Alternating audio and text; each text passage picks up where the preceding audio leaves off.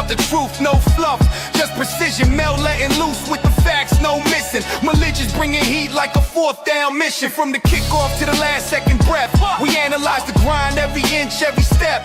This a battlefield where legends get muscle. And if you want the real talk, step inside the huddle. What the fuck? Step inside the huddle where the real ones rumble. Mel and Moolage on the mic, watch the whole field crumble. Breaking down the blitz, every play, every struggle. This the hardest in the game. Welcome inside the huddle.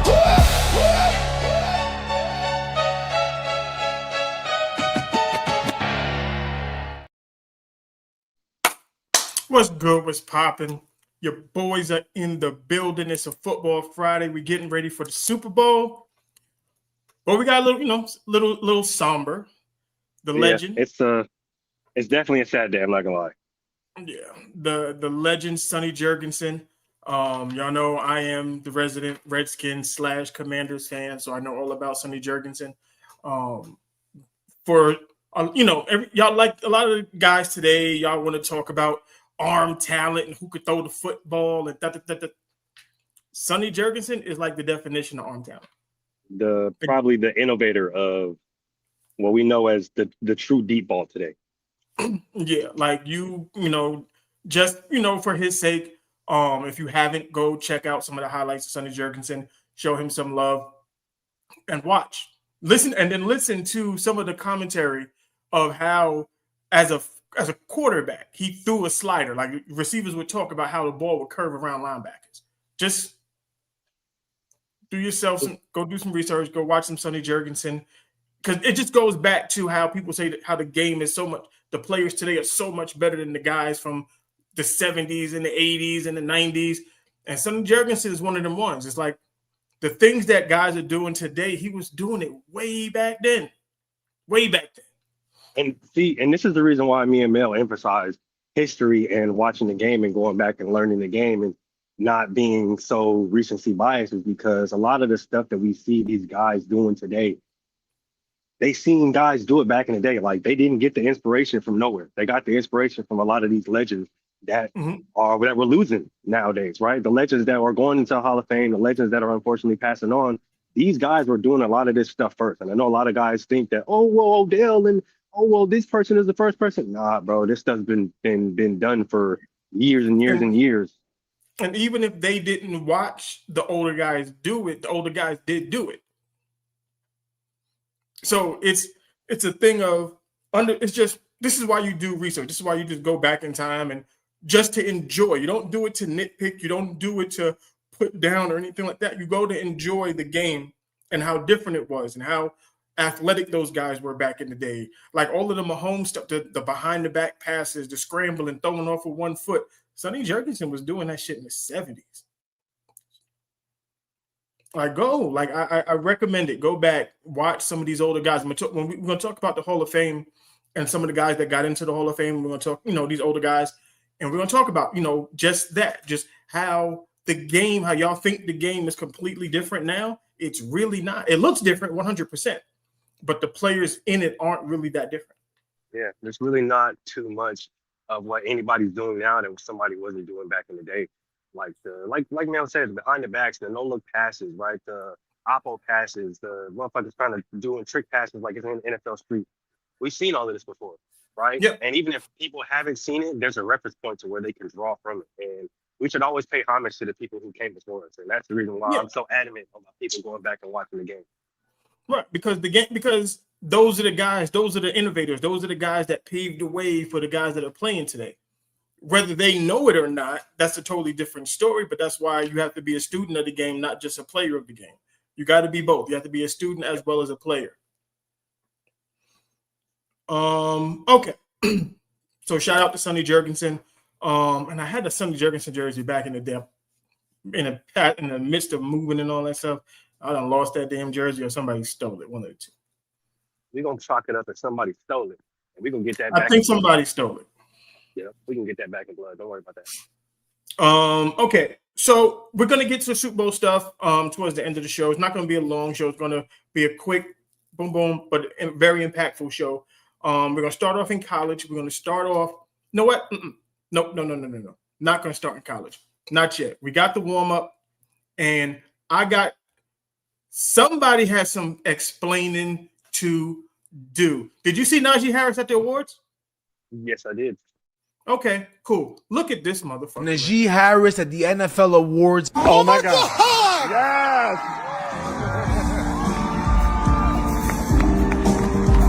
Oh my God. What is wrong with you new niggas?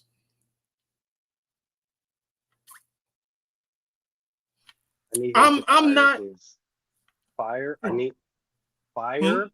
Y'all clothes designers, y'all. I don't know. Fire them. Yeah, whoever your stylist is, bro, don't ever do that again.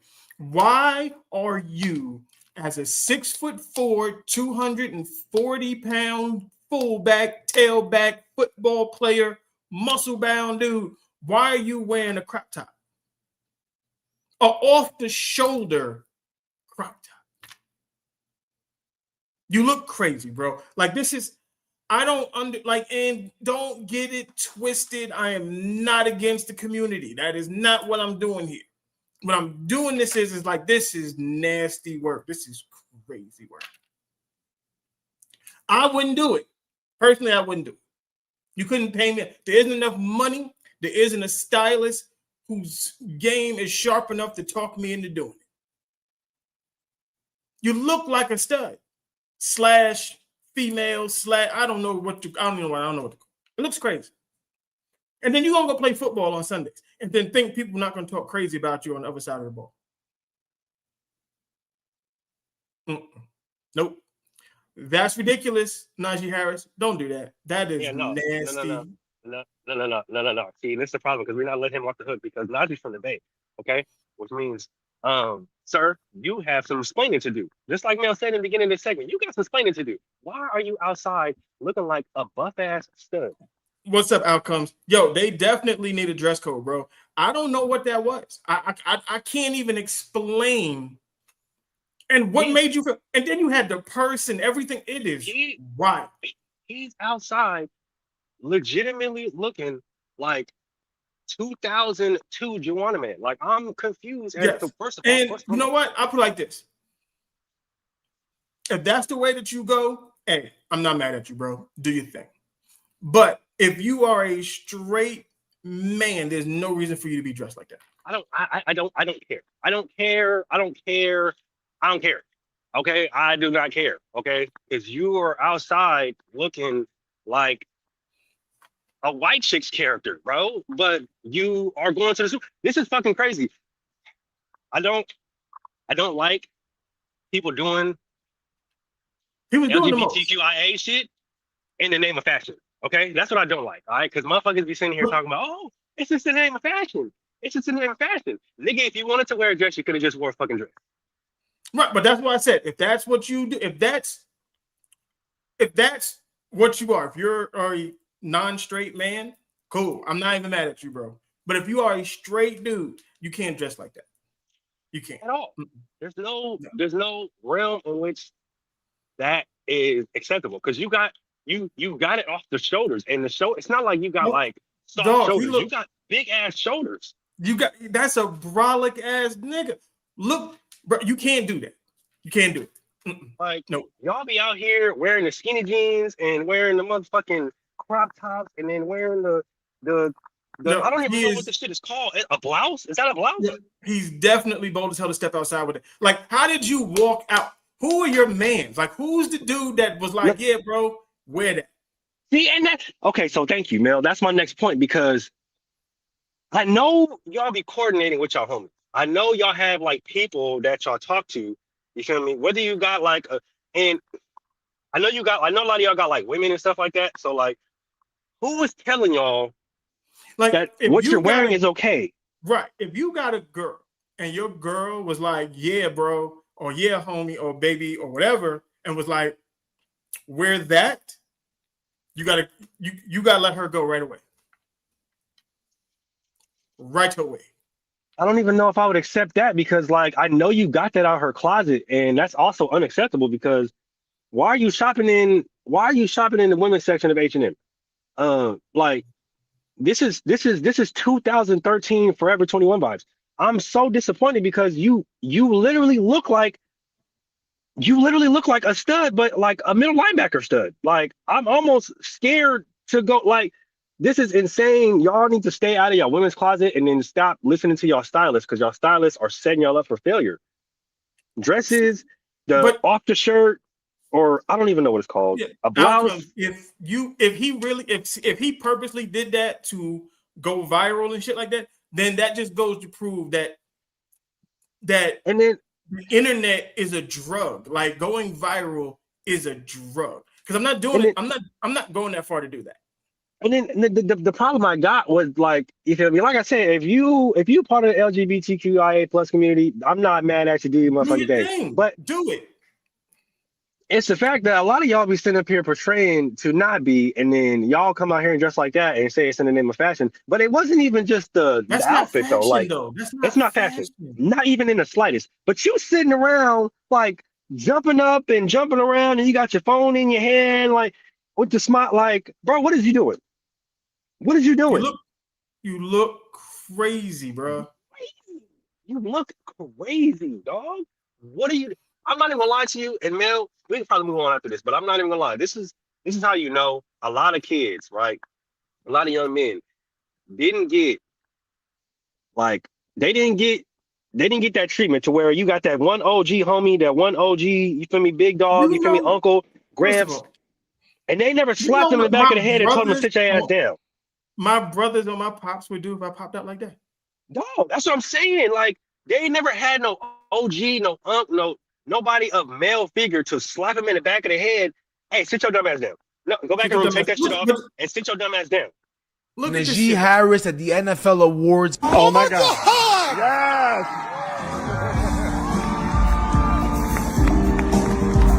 Oh my God. No, he hit it with the oh my goodness like Shanae. Dog, Like you look like 2006 Mary J. Blige. Nazi, that was Shanae. That was Shanae right there. That's what that was. quiet. Okay, like what are we doing here? 03 Venus Williams, you were out of your mind. Somebody was supposed to legitimately get him in a headlock, like baby boy. You're like, hey, sit your ass down now, like you're not- right now. You embarrassing there's family no right way, There's no way we stepping out together like that, bro. There's no way. now. Mm-hmm. No. You're embarrassing family. Sit your ass down right now. Mm-hmm. He went full blown early. Yeah. Full blown. That's what he did. Full blown. Oh wow, y'all gotta stop with this. I'm not even gonna lie. This is terrible. Right. That's nuts. All right. Let's get to. We had the Senior Bowl practices and stuff like that. We had a couple people step out, put their name into the atmosphere. Couple guys. Let's start with Tyron Montgomery. Tyron Montgomery, wide receiver at was it James Carroll? I think it went to James Carroll. Kid looked legit. Oh, he can ball. He can ball. Yeah, like he looks very. That is crazy. Now that you say it, I see it. Yeah. 2006 Venus Williams. But the kid, Tyron Montgomery looks ripped. I don't know. Really good. Yeah, I don't know if somebody's gonna take him early in the draft. I don't know where they want to put him with some of the other, like with the Jordan Tyson and those types of kids that are coming out playing the same position. Are they gonna hold him? Are they gonna take stripes away because he went to John Carroll? Is going to be the question. But that's what I'm thinking he's at too. the Senior Bowl doing what he's doing against Division I talent. There you go. How much stock do you put into that? I mean, to me, you know us, bro. Like, it really don't matter where you go. Shit, as long if you can ball, you can ball. And I think a lot of these guys are showing that now. And I know we're probably going to get into it at a later time, but this is what we're going to see a lot now. with a lot of people hitting the transfer portal so frequently or so much. We're going to see a lot of these guys coming from a lot of these smaller schools get opportunities to showcase their skills in the Senior Bowl, because it's not like you can go to the Senior Bowl and be established with the team or be established with the program when you're always in the transfer portal. That's going to hurt you more than anything. So, like, just staying put and staying the course. We're going to see a lot of these guys from a lot of these schools that people don't really talk about get to showcasing their skills. And a lot of guys that people glossed over because they didn't go to the LSU or the Alabama or the Ohio State, they're going to look at them like, whoa, this guy can play. Yeah, they can. Yeah. So I'm curious when the combine comes, if he gets an invite to the combine and stuff like that, and then see all of if the tape and the measurables start to add up for him, and then where he can go as far as the draft goes. Can he get into that first round, second round type stuff? Because, like I said, he's coming out of John Carroll. I don't know how much stock they're going to want to put into that. But if the tape, the Senior Bowl, and then the measurables at the combine all start to add up, then we're looking at something different. Garrett Nussmeier actually looked decent from all the reports, looked really, really good. I'm still not sold on him, but all of the reports, all of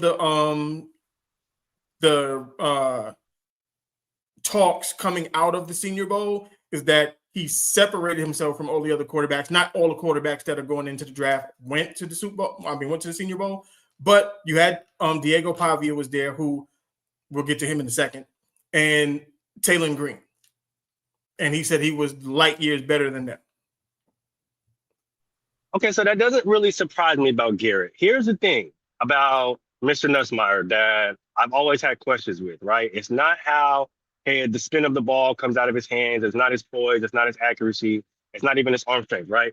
It's one, footwork, and two, I need to see how you are in games that actually matter. That's all that I need to see. If I can see his footwork develop in the pocket to the point where he's not just using his legs to escape, but just using more of his footwork and his legs to create time in the pocket or extend plays, boom, that's one check, right? And then on top of that, coming up and playing really good or playing how you need to play in big games so that your team can win, that's another thing. Obviously, he's starting to separate himself as far as skill goes, but for me, it's part mentally and it's part skill. But I think his footwork can be tuned up. I think that's one thing that we can always fix. But seeing him in specifically big moments, I think that's what's going to come. It was the same thing that I had, or the same kind of critique that I had for Drake May. He obviously changed my mind. So I think Garrett can be looked at as kind of the same kind of player. Just got to see how he is in big moments and big games. Right. And like I said, and then going to the Diego Pavia part of it, they had him listed at 6 feet on all of the stuff. But when he went to the Senior Bowl and they measured him, his ass was 5'9". He's smaller than Bryce, bro. Yeah, there's a big jump between 5'9" and 6 feet. So I don't know who the fuck they thought they was lying to. You can look at him on the field and know he's not 6 feet tall at all. They even tried to get away with him. Well, he tried to get away with him saying that he was 5'11". No, sir. No. He came in at 5'9", and you were 5'9". Yeah, look. So 5'9" with the attitude, with the not so great arm, and all that other stuff, bro. You're not gonna get. There's no way you get drafted. You'll be in the UFL by 2028 easily. And if you do get drafted, it'll be 6th round. It'll be very, very late. Very late. Oh, for sure. Most definitely that. Most definitely. We got Lee Hunter from Texas Tech, the defensive end. I think a lot of the Texas Tech guys are going to get a lot of love because that defense was really, really, really good. Yeah. And it was a lot of it was due to they had a lot of seniors, a lot of, 4th and 5th year guys on that defense, guys who played a lot of football. So don't be shocked if you see a lot of Texas Tech guys get drafted this year. Yeah, a lot of them should go within the first early 2 rounds. Like we said, it's a really good team, really experienced team. A lot of them decided that they were going to come back not only to Texas Tech, but come back to come back to play together as fourth, fifth year, some 6 year seniors. But yeah, no, that they have really good team chemistry. They play really well. A lot of them are fast, furious, tackle well.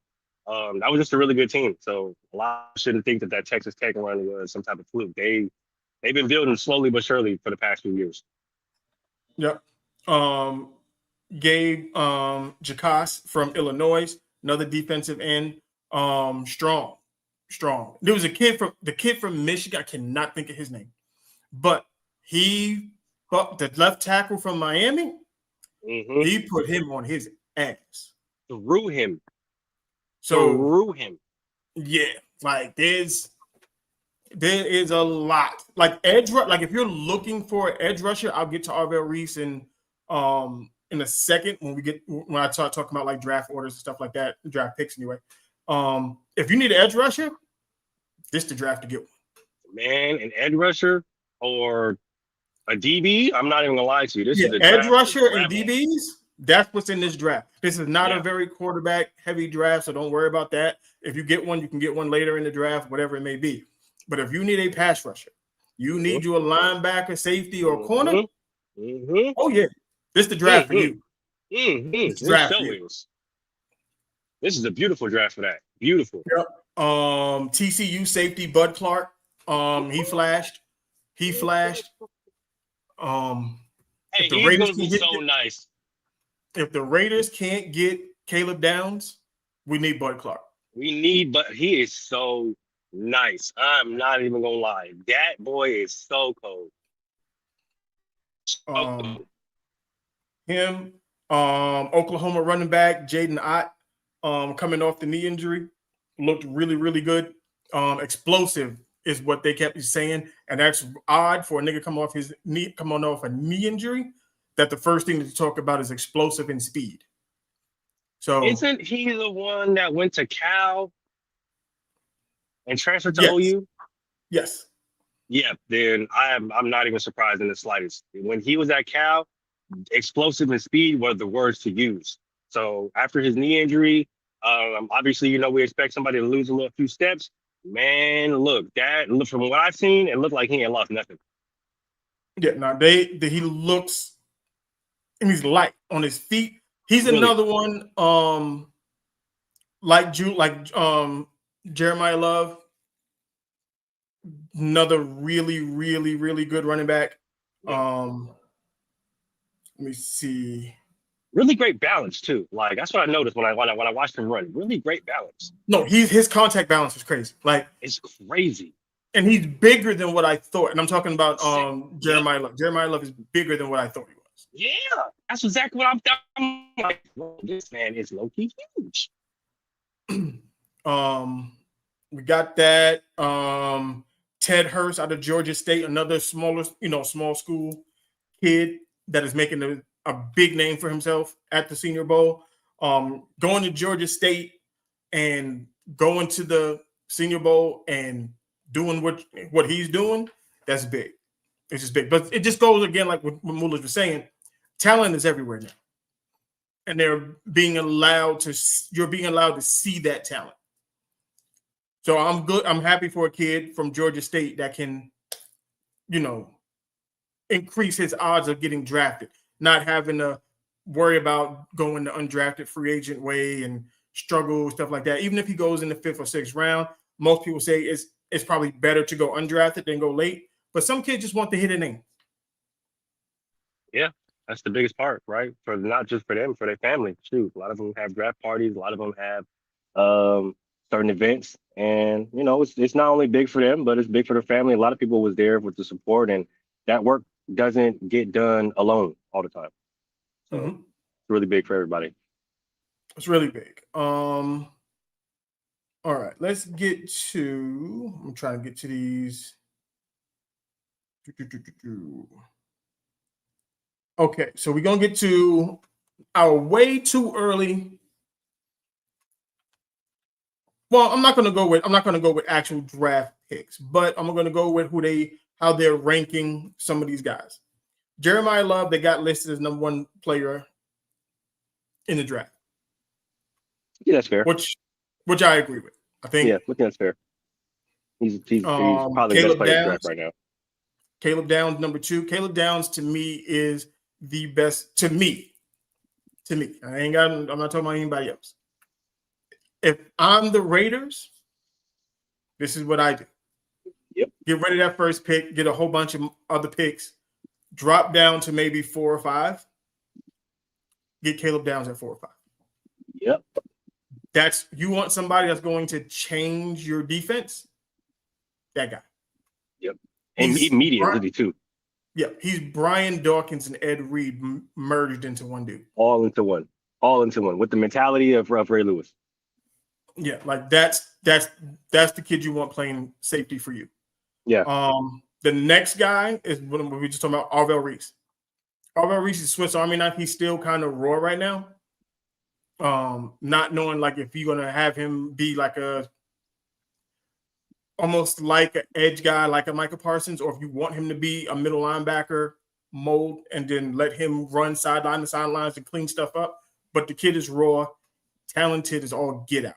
Man, oh my gosh, talented, raw, explosive, wicked, smart, quick. Like Mel said, he's raw. He's a project, but you get him within the right defense, you get him within the right system, and you have a deep boy on your hands.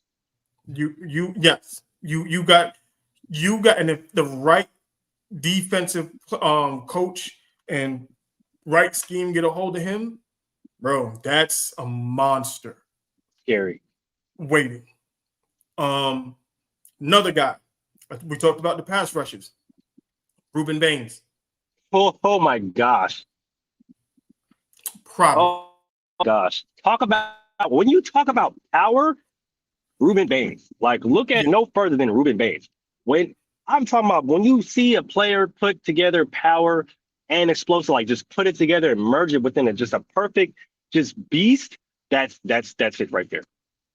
That is Ruben Baines. Another guy. If the Raiders can't get like Arvell Reese, get Ruben Baines. Put Ruben Baines on the other side of Max Crosby. Good night. Easily. Good night. Easily. And if you can get Caleb Downs at safety, bruh, it's gonna get nasty on that defense real fast. Fernando Mendoza. I'm not high on the kid. I'm not gonna, like I said, I'm not here to disparage him or anything like that. I just personally believe that there's nothing about him that goes wow. So I refuse to draft him at number 1. I don't even think he's a first or second round quarterback. I think if you get him in the 3rd or 4th round, okay, you guys, you're okay with that. But to be the number 1 overall pick, hell no. The thing about Fernando is I see why a lot of people like him, right? He does the right things. He says the right things. He's not flashy. He's not gonna, do the most crazy or super athletic things, but he's tough. He's poised. He follows directions. He's coachable. And, obviously he says the right things in the media space. Now, here's the thing, right? He's starting to grow on me as not necessarily a player, but more of a person, right? Like I said, he's smart. He does and says the right things. Oh, he's probably an amazing human being. Yeah, no, he's a great person. And like I said, he's growing on me as a person. So I can understand why somebody like a Tom Brady or somebody like a Mark Davis or like a GM would want them on his team. I completely understand that. But if we're talking about true first-round talent, if we're talking about true franchise players, somebody who's going to come in and be the quarterback that a team like the Raiders need, I don't necessarily see that happening as of right now. Yes, I see Genty. Yes, I see Bowers.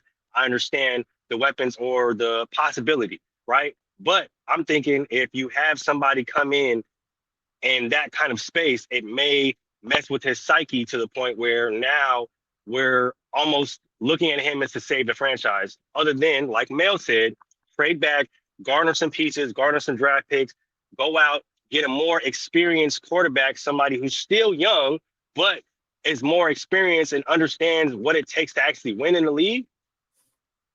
I think that's a better recipe. I'm not saying that I don't like Fernando Mendoza. I'm just saying that it may be smarter to go in a different route than to thrust everything into a rookie first round pick. Even though he's a Heisman, I get it. I'm thinking it's just it may be better to go in a different route than to just throw all of our baskets in the first round pick when there are other viable options. And coming from, I don't know if a lot of people watch Fernando Mendoza and understand like he's a one-read quarterback. And if you know what that means, it's literally read option. He's either going to give the ball or he's throwing it. But it's one read. It's literally this dude should be open, throw it there. Mhm. Now, he has great ball placement and all of those things. The problem that I see is if that first read is not open, he does not know what to do. It's very bad. It's bad. It's very, very bad. Like Yeah. he has to, him coming off that first read and then trying to find an open person, it gets a little shaky with him. That's why he takes a lot of hits. Mm-hmm. And why he's- like I said, he's a tough guy. You know what I mean? He's gonna stand there. He's gonna take the hits. He's gonna get up. He's not gonna complain about it. Which I get it, right? But at the same time, in the NFL, when you come off that first read, when you come off that second read, sometimes third read, right? Are you going to extend the pocket? Are you going to extend the play? Are you going to just look to escape like we see a lot of quarterbacks do, right? Can you change the play, right? Are you going to be go from just a one quick read person to, all right, maybe you're now 2, 3 quick read person, right? This is what at least NFL players or NFL scouts are going to want to see how fast your mind processes information, right? So it can't just be a quick read here. It has to be, okay, read here. Nobody's there. Dump off. Right, read here. Oh shit, my third read is wide open, touchdown. Like it has to be able to process that quickly. I'm not too sure that he's there yet. He could possibly get there, right, with the right team and the right development. But jury's out. Like I said, he's a tough kid. I like everything he says. I like everything that he does. He does all the right things. Like Mel said, he's solid ball placement accuracy. Right. I don't think he has the strongest arm, but I do think that he has solid ball placement. Right. He's a really good leader. Everybody seems to love him. Everybody seems to follow him. It's just a lot of the times when we come into these situations with these Heisman quarterbacks and they have a lot of hype on them, there are some things that we can kind of gloss over. And I think we're kind of glossing some things over. And I think we might just, to be safe, go in a different direction. Yeah. And that's all I'm saying is like, he may end up being great, but you know, I just don't think the first overall pick, especially for the Raiders, there's other stuff that they need before they get the quarterback. And especially if Derek Carr is really talking about if Clint Kubiak does come, he will have the good discussion about coming out of retirement. Yeah, no, for sure. Because that offense, when Derek Carr and Clint Kubiak were on the Saints, looked absolutely amazing. So if that can happen and Derek Carr can be the bridge to whoever the next quarterback is going to be, I'm cool with that. Yeah, definitely cool with that. And you know, like me and Mel say all the time, with new evidence and new solutions and new information, comes the updated stance. If Fernando Mendoza comes out there day one, if the Raiders do draft him, he comes out there day one and lights up the place. Yeah. All right, he got us. Cool. Yeah. I mean, the Raiders got their franchise quarterback. Then you found the franchise. I'm not one of those people that, once I say something, I have to stick to that. That's not how I operate. It's not how Mulage operates. Yeah. Like, y'all know how we get down. Right. Like it's just new information. Like off information that I have presently, I wouldn't do it. But if they do it, and he goes out through training camp, Clint Kubiak can, get with him and find things that he does well, correct the things that he don't do well, and then he can go through preseason, go through a couple games in the regular season, and then progress as time goes on. Hey, it is what it is. I'm cool with that. Yeah, I'll take that all day, especially being a Raider fan. I will take that to the bank. I will take it to the bank. Remember the conversation we had about press coverage and how DBs can't press? Yes, I do actually. Crazy because the next day, I've been holding on this for a week. So, isn't this exactly what we said though? It's 35. They got no timeouts. There's 53 seconds left. Why we running cover one with no help over the top? Look. All right, so look, they give us 3-by-1. We already know this receiver at the top of the screen up there, he got a tight split. He ain't gonna beat us vertical. So where can they beat us vertical at down the field? That's over here to the 3-man side. So why is our middle field safety at 10 yards over the tackle on the short side of the field. Then we got 3 receivers over here. You know where the ball going at because this guy over here can't threaten us vertical. Fact. So our help need to be over here. You need to get to the right hash and get depth. When he hiked the ball, just watch what the safety do when he hiked the ball. They're just coaching on the safety. Look what he do. What is he doing? Pause as soon as the play starts. Just look at his eyes as soon as the ball hike. Look, he need to be getting to the middle of the field. You need to be screaming over there. All right, so look, this is football, knowing ball. Number 2 on the ball in college football, he going vertical. This how it always is. Number 1 off the ball, he not going deep. Number 2 going vertical.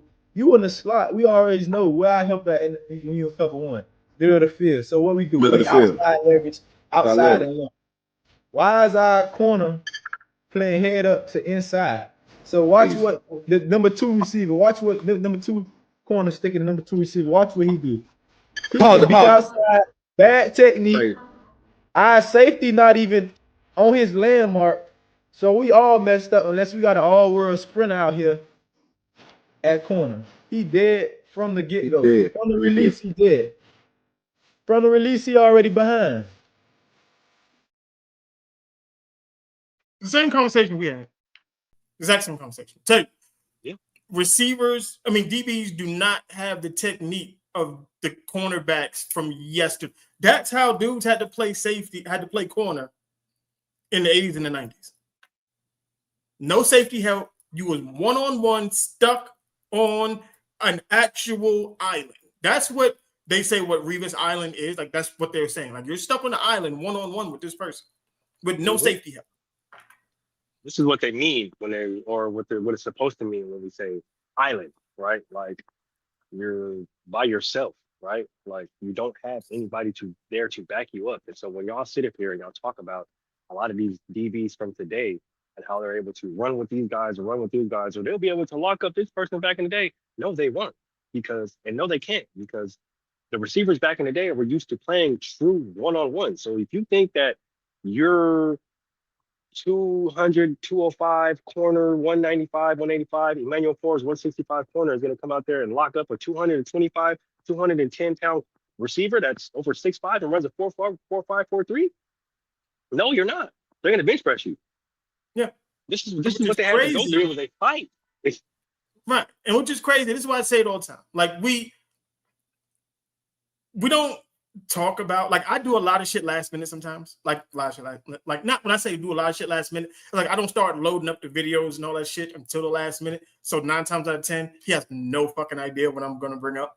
But because we talk so much, because our football acumen is so mirrored, he can say what he just said about the cornerbacks and stuff like that, not knowing that the second part of this video or this conversation is this. Bill Belichick, because he defined, when we went and worked out players, if you weren't 6 foot and weighed 180 pounds and run less than 4.5 to play corner, there was an exception to that. You know, Aaron Glenn was one of them. That's what he wanted at that position. He wanted bigger guys. He thought were more durable, they were longer, they could play more physical, but every position that was defined.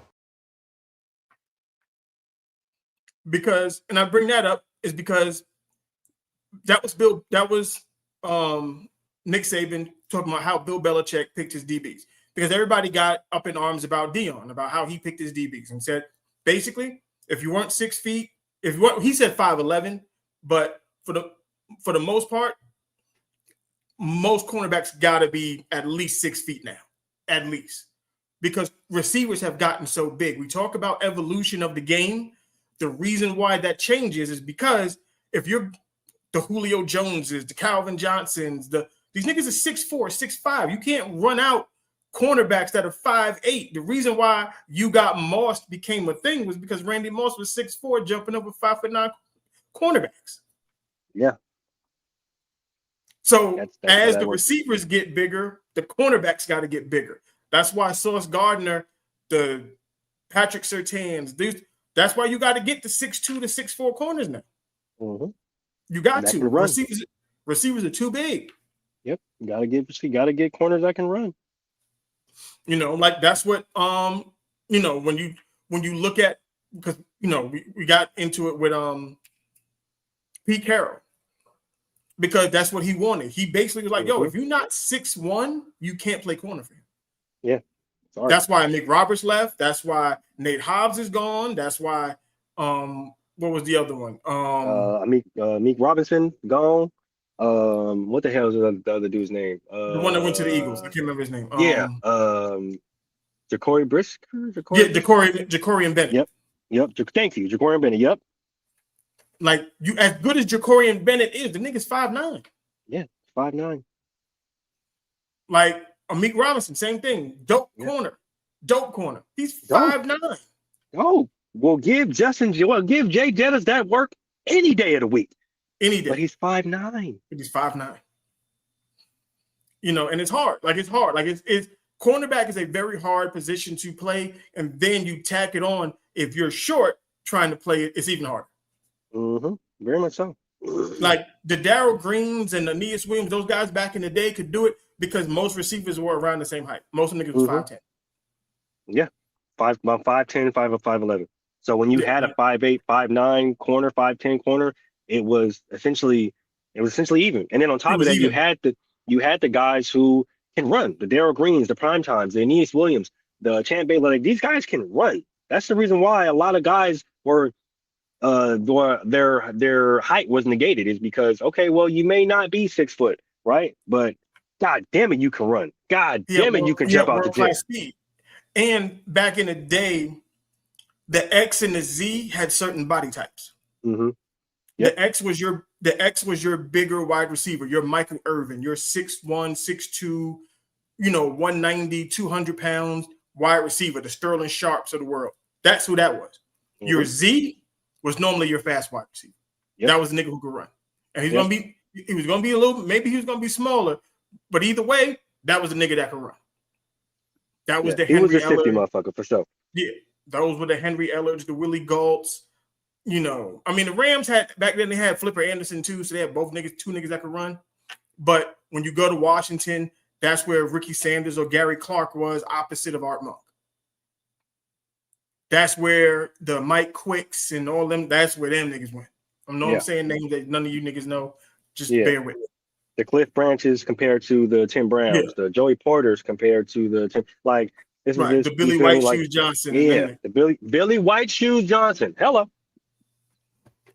Like those type of dudes, the Ernest Givens, mm-hmm.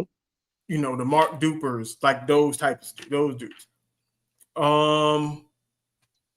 Like let's see where we going. Where we gonna go here? Okay, let's hit. We'll stay and we'll go NFL. I'm going to say this. This is nasty work. And I don't know how they allowed this to happen. Cliff Kingsbury going to the Rams is fucking insane. Yeah. Who approved that? I don't know who approved that, but they need to. Whoever that is needs their job fired. You cannot, and I repeat, there is no way you allow Sean McVay and Cliff Kingsbury on the same offense with Matthew Stafford, Kyron Williams, Blake Corum, Puka Nacua, and Devontae Adams. Come on, dog. Like, who approved this? Who said this was okay? Bro, when I saw that, I was like, y'all screwed is an understatement. This isn't even fair. It's not. This isn't even fair. This is nowhere near fair. This is legitimately like if Kyle Shanahan and his daddy got together and was just like, fuck it, we're gonna take over the whole world. And for me, it's even crazy because I'm like, dog, you left Washington to just be the OC in LA. I could see if you took it to be the head coach somewhere. Cool. But you just took another OC job. You just this. I don't know if Cliff Kingsbury is the smartest nigga in the NFL right now, or if he is like desperate. I don't know. I don't know what his motive is, but hey, if he's trying to build up his resume again, he's doing a good job by doing it. He's doing an amazing job. What he did with Jaden, his rookie season, and then what I anticipate this fool doing in LA next year. This is literally unfair. Stupid. That's what it Like, is. I don't even. That's actually crazy. It's nuts. And hey, I'm here for it. I mean, because like I said, I would love for Matthew Stafford to win another Super Bowl. I would love for Devontae to get a Super Bowl. So, hey, if that's what happens, it happens. Yeah, I feel that. God So damn I'm it, cool though. with it. What a team that is, That's gonna be, and then whoever else they bring into is gonna be nuts. That's bro. Like, oh my gosh. crazy work. Jim Schwartz put in his resignation with the Cleveland Browns since he did not get the opportunity to be the head coach of said Cleveland Browns. Now, I don't know how upset he's going, how upset he is if he wants to really be a head coach or anything like that. But there's a team here in Las Vegas that would love a really good defensive coordinator. There sure is. Jimmy, come on down, okay? I've been waiting for you. I've been waiting for you for at least 5-6 years. To go from Myles Garrett to Max Crosby, it just seems like a perfect marriage. Yeah, it's a storm waiting to happen. Come on, Jimmy. I know you want to sock it to him, and I know you want to sock it to him well. So come on down, dog. We're ready for you. I've been waiting for you for 6 years, like I said.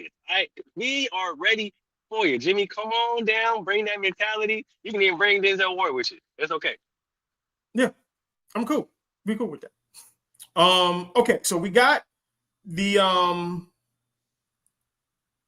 Hall of Fame. We did ours talk about the Hall of Fame, people who got inducted a week and a half ago, and all of us now everybody want to talk about it. So we got to kind of go back and revisit it because the whole Eli Manning not being a Hall of Famer conversation came back up, even though we had that conversation already. But just bear with it. Eli Manning is a Hall of Famer. I don't understand what's wrong with you niggas. Stop it. Immediately stop it right now. Yeah, like you can't say on one hand, you look at someone's regular season and be like, yeah, that's what got that person into the Hall of Fame, but then ignore what Eli did in the postseason. Because if you're going to talk about postseason resumes, his is one of the best. I was going to say that postseason Eli is probably one of the best ever. Like that's quite literally to me. That's why he deserves to be. Yeah, like you're gonna take Eli based off his run that he had, the 2 runs that he had in the playoffs. It is what it is, and he's got the numbers in the regular season to also do it. Everybody wants to talk about, oh well, he only won 50% of his games, and he was never considered the best quarterback in the league. Well, he played in a time where it was a lot of good niggas playing quarterback. Yeah, I mean, but at the same time, it's he never won an MVP. Okay, well, neither did Drew Brees. Yeah. So what else I got? And that same argument that like people like to use for Eli Manning, I can legitimately use for Drew Brees. So y'all better stop playing with me. Yeah, we can use it for a lot of people. That are in the Hall of Fame. Nobody said Eli is a bona fide first ballot Hall of Famer, but he's gonna get in. Yeah, like I said, first ballot Hall of Famer and Hall of Famer are 2 totally separate things. Yeah. And like, when he gets in, we'll have Eli. We'll have Peyton go ahead and then drop his. Drop the news off to him. He'll probably have Peyton and Cooper and his dad probably there. Like it'll be a whole big thing. Okay, but he gonna get in there. This isn't as egregious as Bill Belichick or T.O. Like we got to stop with that. The Bill Belichick situation is stupid. We already said, look, if you did not vote for Bill Belichick to be in the Hall of Fame, your credentials need to be taken away. Did you see the reasoning as to why? I didn't. I'm pretty sure we talked about it, but you can tell me. He came out and said verbatim, right? And this has to do with Roger Craig and a few other players that did not get in. Well, we know Roger Craig got in, right? But he specifically said that there are certain instances in the VIP voting process or the Hall of Fame voting process to where some voters may feel like this is their last opportunity to vote for a certain player because this is that player's last opportunity to receive a certain vote to get into the Hall of Fame, which, okay, understandable. I get it. But if we're going to just sit here and determine which player gets that nod over somebody like Bill Belichick, it has to be none. Like, it has to be none. I don't see. My biggest problem is why do y'all have a limit on how many players can get into the Hall of Fame that year? Compared to coaches and GMs or owners, et cetera, like I never liked that either, honestly. Right. It doesn't make any sense to me. And you brought up somebody that I was happy for, and it was this guy. Ronnie Lott, yeah.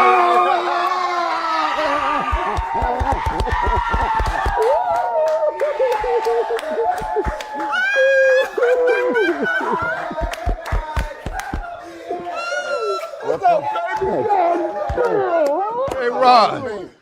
Thanks, brother. Welcome to the 2026 Hall of Fame, bro.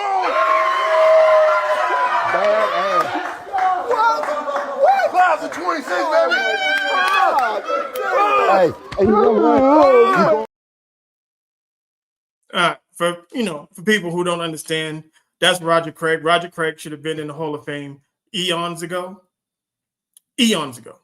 And we took same thing when I talked about with Sonny Jurgensen in the beginning, where you talk about, Christian McCaffrey and I'm not even gonna mention names. When they talk about running backs who ran for 1,000 yards and had 1,000 yards receiving, Roger Craig was the first nigga to do it. Yep, first nigga. He was the first one. Mm-hmm. And he did it at a high level. Roger Craig was the epitome of what y'all love, of what y'all see now. The running back, the Bijan Robinsons, the Jahmyr Gibbs, the Christian McCaffreys, the Marshall Faulks. Those guys, they're all spawns of Roger Craig. Mm-hmm. All of them. A guy that can go out there, tote the ball for you, and then catch it out of the backfield. Mm-hmm. That's what Roger. But this is all reminiscence of Roger. Right. And this is what we say about understanding what is being done today. It's not new. The talent has always been there. Roger Craig is doing what y'all applaud today. That's why we can say, oh, Roger Craig could play in today's NFL. Because he can do all the same things that the guys are doing today. Very much easy too, because he was built like legitimately stacked, and at the same time had the speed, had the athleticism, had the agility, the quickness to legitimately get away from you, and had the breakaway speed to take it 65, 70, 80 yards whenever he wanted to. Yeah.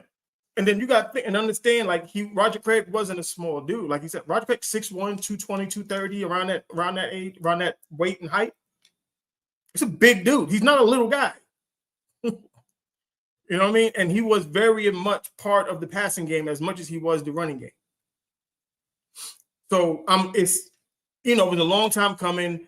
He should have been in the Hall of Fame. And I think he's got 3 or 4 championships to go along with it, like Super Bowls. And when we talk about, because this is one of the guys that I bring up when we talk about greatest running backs of all time, Roger Craig is in that conversation. He has to be. He has to be. Because of the things that he did as a running back. Yeah, he innovated a specific part of the game that's utilized today. Yeah. So, so I'm glad to see him get in. And we talk about another running back and the guy who did not get into the Hall of Fame, which is crazy to me why he's not in the Hall of Fame. And I'm going to keep saying that until he gets into the Hall of Fame. That is Fred Taylor. Yeah, that's crazy. And Fred Taylor belongs in the Hall of Fame. He deserves. And it's getting back, like the criteria changes too much on who deserves it, who doesn't deserve it, who did, I know this person did a lot of work and this person didn't do it, but this guy's going in and this guy's, we got to have a standard, or you didn't like this person's personality, or this guy didn't do well with the media or outside. If we're only going to base this off what they did on the football field, that is it. I don't care what kind of person you think he was or was not. How did he play football? This is the Football Hall of Fame. It's not the personal Hall of Fame. It's the Football Hall of Fame. What did that person do on Sundays? I'm just glad that after all this Bill Belichick fiasco stuff, that they're starting to not only make people come out and stand on their vote, but they're starting to consider changing up the voters and the voting panel, the voting process. And it's like, good, because we've understood that this process has been flawed for years. Yes. And the fact that it took a legendary Hall of Fame coach like Bill Belichick not getting in to point that out is crazy. But I'm glad it's happening now because it needs to change. Something needs to change. 100%. The NFL awards also dropped this week. Matthew Stafford, MVP, like we predicted. Myles Garrett, DPOY. Carson Schlesinger, Defensive Rookie of the Year. Tedero McMillan. We said either him or Ashton. I said Ashton should get it, but I wouldn't be shocked if they gave it to T-Mac. They gave it to T-Mac. Offensive Player of the Year going to JSN. I probably would have gave it to Brandon Cooks. James Cook. Yeah, I but think that's deserved. But I understand JSN he started off on fire and he was looking at 2,000 yards and kind of tapered off towards the end. But I think it was the opposite for James Cook. I think he was, not slow in the beginning, but he was kind of consistent, but he picked it up towards the middle and the end of the season for the Bills. Like when the Bills really needed it, he was that guy. We said, we brought up Mike Vrabel getting Coach of the Year, and I said it, Josh McDaniels' bitch ass was going to get Assistant Coach of the Year. I knew he was going to get it. Boo. I knew he was going to do it. Absolutely. Fuck that nigga. I don't care. Yeah, I know. But because of what happened with the Patriots, we knew that was going to happen. We nailed pretty much all of that. Joe Thuney getting Offensive Lineman of the Year. Which I want to point out, we created that award. We did it. I'm 100%. No one was talking about it until we did it. Yeah, you guys are welcome. Just saying. We created that award. We definitely created that award. Nobody was talking about Offensive Lineman of the Year, Best O-Lineman of the Year. Nobody was even talking about O-line until we started talking about it. So you guys are welcome. And you're welcome, Joe Thuney. You are welcome, Joe Thuney. We talked it into existence for you. We are happy for you. You deserved it. 100%. A lot of scuttlebutt going around about no black head coaches being hired during this coaching cycle. And, the race baiter himself, Ryan Clark, had a lot to say about it. And what I want people to understand is how the coaching stuff happens is like you have to be part of a tree. Like you have to have some type of connection to a former head coach or anything like that. And then the second most important part of it is you got to have black assistant coaches. You got to. There's only like 5 in the NFL and they all have jobs. Most of the black head coaches are in college. Like they're in college. Like they're coaching in college. Deion Sanders, the Deshaun Jacksons, the Michael Vicks, the Eddie Georges, the what's the old coach for the they used to coach the Cleveland Browns 2 years ago a couple years before Stefanski got there. Hugh Jackson. Like those guys, they're in college. They're coaching in college. Are they going to eventually come to the pros? Eventually. Did I want to see someone like Byron Leftwich get a chance? But Byron Leftwich is in Colorado right now. He took the Colorado job. Yes, he did. Morris took the DC job. We still got Gerard Mayo or what's his name? D'Amico Ryan in Houston. B-Flow decided to stay in Minnesota. So it's not like there weren't a consideration for black head coaches, or it's not like they weren't even considering them. No, they weren't. It's just a lot of these guys chose to go other places. That's fine. Yeah, and there wasn't a lot of them. Like that's the whole thing. It's like until we start getting the black quarterbacks, that used to play and they start becoming position coaches and then, assistants and then passing coordinators and then OCs, we're not going to see a lot. It's just, we don't have a lot of position coaches that are black. Yeah. And is it unfortunate? Yes. But And I say that a lot of black when I people say don't that- like, or a lot of black guys don't like to coach after the game. right. And I'm saying that as in the NFL, because if you go to college, there's a bunch of them, but a lot of them just like the college atmosphere. Yeah, a lot of them people just like the college athlete or the college atmosphere. There's not as much politics. There's not as much bullshit and stuff that goes into it to being a coach, right? It's not what some people would describe as a good old boys club, right? Like college is a lot more, or is a lot less strict than the NFL. So a lot of people feel like that they can do stuff and control their teams the right way and the way they want to compared to the NFL, where you might have a GM, you might have an owner, fans, et cetera, to essentially that might tie to your job. Right. And also, I just think those players have a better impact mentoring the younger black players. Like, I think that's another portion of it, is that when you're in the league, those guys are those guys. But when you're in college and you can shape and you can mold some of these young men, I think that means more to some of these black coaches.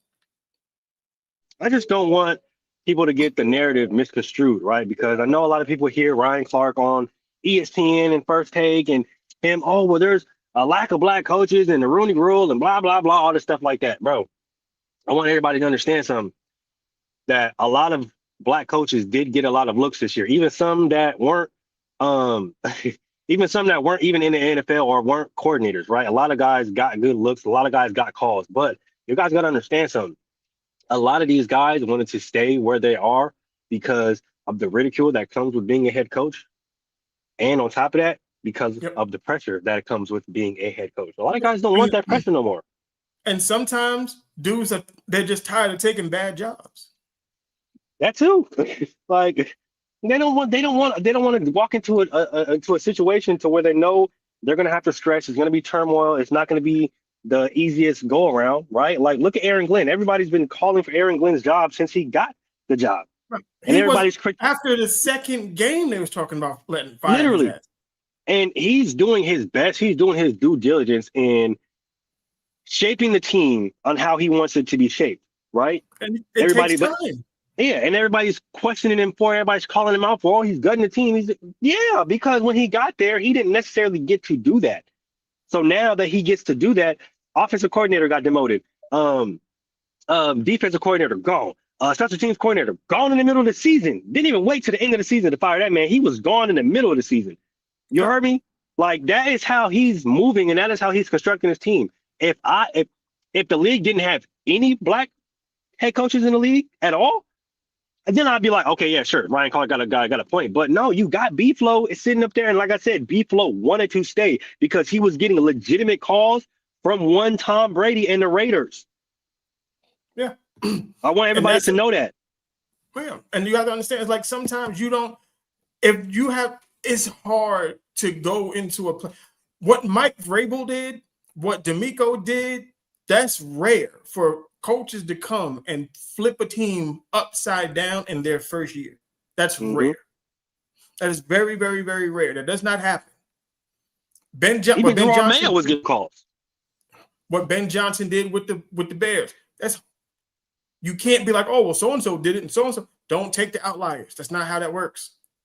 And it's not a lot of these situations where y'all try to point to, oh, well, Ben Johnson did it, or well, this person did it. Well, because the Bears were legitimately a head coach away. They weren't a quarterback away. They weren't a few pieces away. They were a good head coach away. Right. That is it.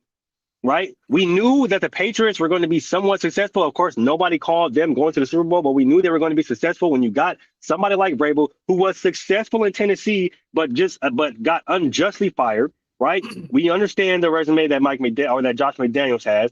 Right. You pair those two guys up, two guys who have been part of the franchise prior to their coaching, prior to their coaching departures in other teams. Right. You pair those two guys up. You have a promising young rookie. You go out, you get a whole bunch of pieces like Stephon Diggs. You get a whole bunch of young defensive pieces together.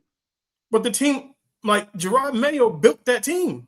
Yeah, That's Gerard it's Mayo's like team. I don't care what nobody easily. says. Easily. And guess what, guys? He was also getting calls. He was getting a lot of calls. He also turned down a lot of calls. Yeah. Like I said, Mike if there were Mike no Vrabel can black get- coaches, sure. Yeah. But Ryan, be Mike- quiet because there's black coaches everywhere. Yeah, Mike Vrabel can get credit for getting them to the Super Bowl with his coach of the year, but 90% of that roster is what Gerard Mayo drafted and brought in. Yeah, because Robert Spillane, he brought in Christian Gonzalez, he drafted a few Drake other guys May. Drake May, he drafted a few of the other defensive players he drafted and or brought in, signed to free agency. Like Gerard Keyshawn Mayo Booty, legitimately built that. all of Yeah, those Gerard dudes. Mayo Austin legitimately built that team. Like it's That not even team was it's not even a built. game. This is why you give coaches more than 1 year to. Mm-hmm. This is why because it looks totally different if Gerard Mayo is taking these teams, taking the guys that he drafted, the guys that he brought in and groomed to be this. You feel different about Gerard Mayo. Mm-hmm. I think you give him. You're supposed to give somebody like that another opportunity. But it's just when people try to use these other teams as examples, you guys got to understand that the groundwork was done already. Right. You got to look at there's context to it.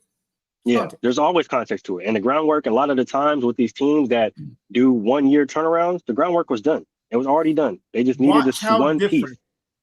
Watch how different Cleveland looks next year. Mm-hmm. Just watch. Mm-hmm. Trust me. It's gonna be The so pieces are scary. there. It's gonna be crazy. The problem was the head coach was bad. Mm-hmm. Now you got a head coach that actually wants to work with the quarterback. Mm-hmm. And has an offense that he's going to utilize all of the weapons. Watch how different, I'm going to tell you, watch how different Isaiah Bond looks next season. Trust me. Yeah. Trust me. Isaiah Bond, what's the tight end's name? Number 44 that they drafted this year, the rookie. Watch how different he looks, right? Yeah. Watch out Dylan Sampson. Watch Yeah, all of these. Dylan Sampson. Oh my gosh, that offense is gonna look crazy. The offense and they got a bunch of draft picks, so they're just gonna add more stuff to it. Mm-hmm. Because the head coach knows what the fuck he's doing. That's all. Yep. Okay, let's get to the Super Bowl. I know we dragged it out a little bit, but hey, it is what it is. Thank you for What we do. Yeah. What does this do for both sides? So we got Mike Vrabel and the New England Patriots, Drake May and those guys. And then we also have Clint Kubiak, Sam Darnold, and those guys. Now, it's already all the noise. Sam Darnold's the first quarterback in that draft, the Baker and them draft to go to the Super Bowl. Mm-hmm. Now, still does not make Sam Darnold better than any of those quarterbacks. Let's understand. Yes, he is in the Super Bowl. He has a chance to win the Super Bowl. I'm not going to take that away from the man. Yeah, he's playing doing a really good job this year.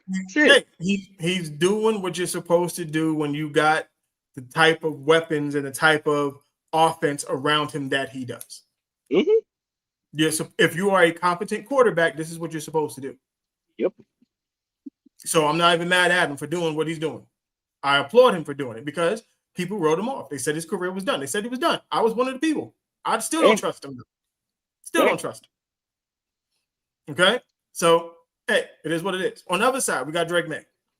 Did not believe in Drake May coming out of college. Did not think Drake May was I would say he was a starting quarterback. I did not think he was going to be a good one though. Yep. So, but again, when you have a Stephon Diggs, we know what Stephon Diggs can do for a quarterback. Just see Josh Allen. We know what Keyshawn Booty. We know the Henderson kid. I can't remember his first name. The rookie from Ohio State. Travion Henderson. Yep. And you've got the running backs that they have. That offensive line is really, really good. That defense is nasty. Yeah. And if you're gonna win a Super Fiery, Bowl, explosive, opportunistic. you gotta have niggas who can lock up. And Christian Gonzalez, we said this when he was coming out. That's why I'm still mad at Washington. You had a chance to draft Christian Gonzalez. You dumbass niggas went and got Emmanuel Forbes, and he's not even on the team no more. You could have got Christian Gonzalez and had the lockdown cornerback that you needed, and you didn't. This kid he's going to the Hall of Fame. He's going to be a Hall of Fame cornerback. This kid is good. Really good. Really good. And he's only going to get better. Only going to get better. There's one thing that I'll say about this Super Bowl, this current Super Bowl. Second chances matter. Second chances, third chances, hell, even fourth chances. They matter. Now, like Mel just said, nobody is deeming Sam Darnold a top 10 quarterback, right? But we do respect him for what he's done with his team and what he's been able to put in the past few years. But just like I said, I feel like if this season has showed me one thing, is that we can't necessarily write people off based off who they were drafted to. Because based off who Sam was drafted to, based off who Sam was drafted to, you would have thought he was going to be this journeyman quarterback, horrible, possibly a career backup, right? Man's playing in the Super Bowl on Sunday, right? You look at somebody like Baker, who was disrespected, who was kicked out of a Cleveland team, had a man holding bags and shit during his Carolina tenure, found success in Tampa, right? You look at somebody like Daniel Jones. Everybody wrote him off, right? Had him holding bags in the Giants camp, right? Yep. He goes to Indiana, has them undefeated until he snaps his damn Achilles, right? This year, if like I said, if anything, showed me that quarterbacks need a second, sometimes third chance. If they can get to a system, if they can get to a team, if they can get to a coach that can develop them and utilize them in ways that their strengths flourish, I think that this year has showed us that you can't truly write anybody off. Honestly. Right. Exactly. Especially if the player has the talent. Like Sam Darnold was drafted high because he does have talent. He's not talented. Yeah, not a bad quarterback. And that's why I still, to this moment, he got one more shot with my eyes. One more. This is why Justin Fields still has life. Yeah. I said the same thing. Justin Fields, what's his name? Malik Willis. Willis. There's somebody else who I'm missing, but this is why I feel like these guys still have an opportunity. They just got to get under the right coach. And honestly, we've seen it last year with Justin Fields. If you hold him in and rein him in and simplify the offense like a Tomlin and like Arthur Smith did he not have the Steelers undefeated? And I think the most important thing with Justin Fields, just observing him, is when he's confident, he's a different quarterback. Yeah, most definitely. He's a very different quarterback when he's confident. We saw it with the Jets when he gets into a groove. And like I said, it just takes, you just got to believe in him. He said it himself. He always feels like no one believes him. Mm-hmm. It's a mental thing. Quarterback is a very mental position. Yep. And Drake May has played very confident all season long. Sam Darnold has played confident all season long. When you know you can put the ball out there and you got Cooper Kupp and you got JSN, you got Kenneth Walker running the ball, you got Zach Charbonnet. When you have these guys, you feel confident.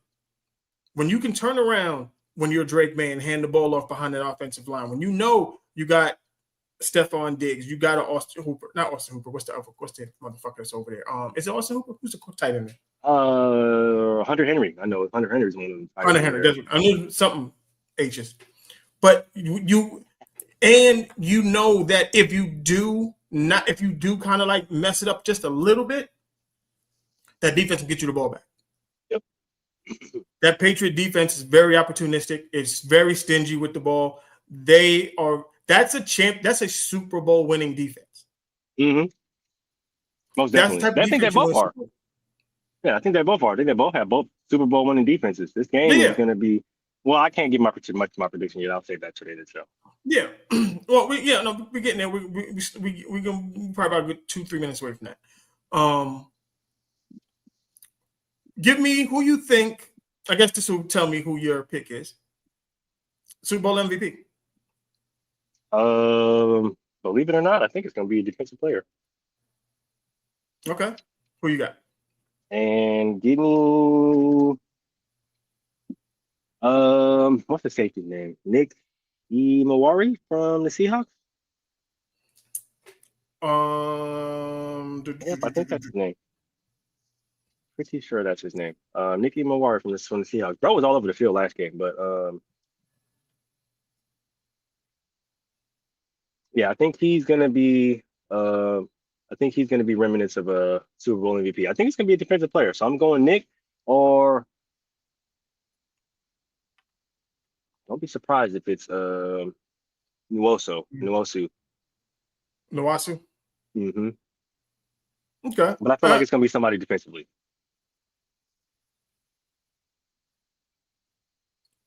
I'm not even mad at that. I'm not mad at that.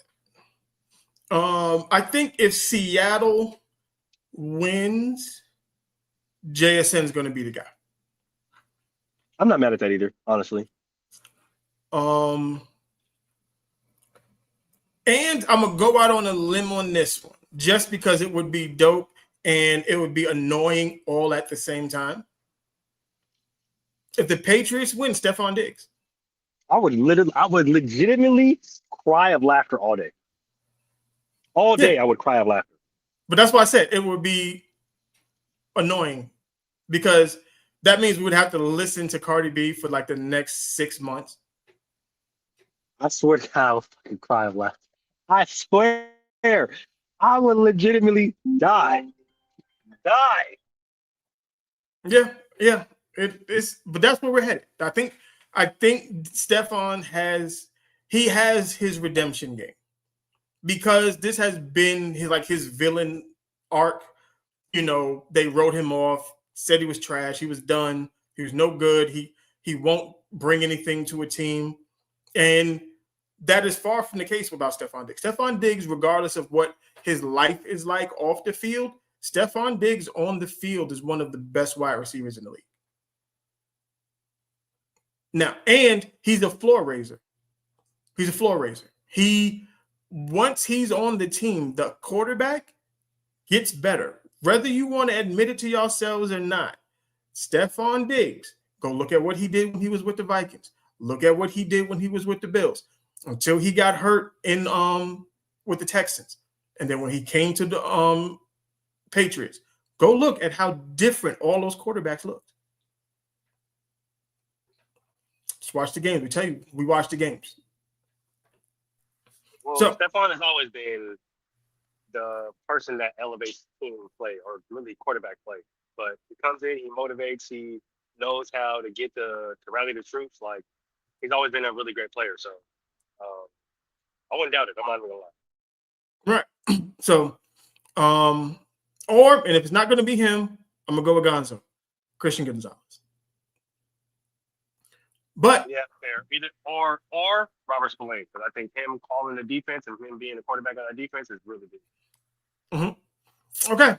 So, with all of that being said, give me your 2026 Super Bowl champion. I've been saying it all week. I got the Seattle Seahawks winning in a similar fashion to what we saw in 2013 with the Broncos. I'm not saying it's going to be 43-9, like a blowout like that, but I do think it's going to be big, 36, 33, 17, or 14, going to Seattle's way. Call me crazy, but I just think that's what we did this week, or this Sunday. Okay, I'll go the opposite. I'm gonna go the other way with this. I'm gonna go New England Patriots. New England Patriots. I think, like I said, I think Stephon Diggs has a big game. I think he's ready for this. That picture of him staring at the goalpost, that's going to be a meme. He's going to do it like this. I want this for Stephon Diggs. I want this. The way I want it for Devontae, I want this for Stephon Diggs. So I'm gonna go Patriots. I know GQ He's watching. I know he's going for the Patriots. So we got it. One of us gonna win. We're gonna talk about this shit next week. It's either gonna be Moses, it's gonna be me. We're gonna talk about it. We'll have a big show on it next week. I'm like I said, I'm predicting a very impactful game by Stephon Diggs.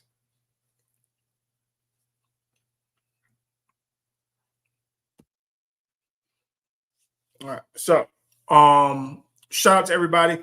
Oh, when you come through, click that damn like button, the daggone thumbs up, leave a comment. I don't care if it's a fire emoji, what. I don't care what it is. Leave something in the comments. The algorithm picks it up. Bang the comments out, man. Y'all got to turn us up in the comments and turn us up in the likes so we can start getting through the algorithm. I see y'all rocking with the shorts, so we appreciate that and keep the comments coming because we're not going to stop cooking y'all in the comments when it comes to the shorts. But come to the YouTube page, drop a few comments, drop a like, and yeah, like I said, you don't got to show us that you're rocking with us. That's it.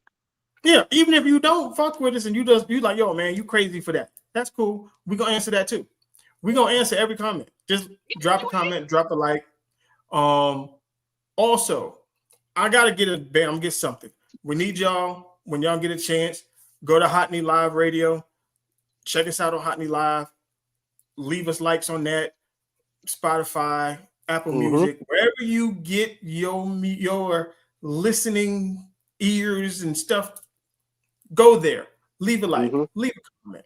Fuck with it. Man. Drop a like. Drop a comment. Drop a meme. Drop a gift. We don't care. Just come rock with us. Repost us on your socials. When you see us, drop the link on our socials. Repost us, man. Throw us on your social. Twitter, Instagram, Facebook. We not tripping. Just throw us up there so we can reach a different, more broader crowd. That's it. That's it. Because look, if you watch us on Instagram, you always watch us on TikTok, the shorts, especially on YouTube as well. Shorts go crazy. Everybody's got an opinion on it. Shout out to everybody who said that Joe Montana was the GOAT. Very odd, very weird. We don't get a lot of Joe Montana love, but we like to bring the conversation that no one else is talking about. No one else is talking about the stuff that we talk about. Yeah, so that's what we do. Shout out to everybody who's been interacting. Shout out to everybody who's been rocking with us, to all the new people that are rocking with us. Thanks for all the new follows and the people who've been here since day one. It's been a slow journey, but we are picking up steam. Yeah, we are picking up steam. If you've seen the views, if you've seen the comments, if you've seen where we started to where we landed, it's been a crazy ride. But we're not over yet. We're not done yet. The roller coaster is just getting started. So make sure that y'all keep coming back. Y'all keep liking. Y'all keep subscribing. Y'all keep commenting. And we can keep bringing y'all this dope-ass content because you already know we're not stopping until we get that plaque in the back. So keep coming back so we keep going up. We're going to see y'all next week. We appreciate y'all. Peace. Yeah, come on. Push your button. Push the goddamn button. Push the goddamn button. Yeah, that's the rapper we done cooked up to play. Inside a hood where the drip don't fade. Big vibes only when we step on the mic. Breaking down the game while we talking that. Hit follow if you rockin' with the style we bring. 5 stars on deck, let the podcast sing. We slide out smooth like a route run plane. Inside the huddle, too fresh, too mean. Catch y'all next time, same swag, new scene.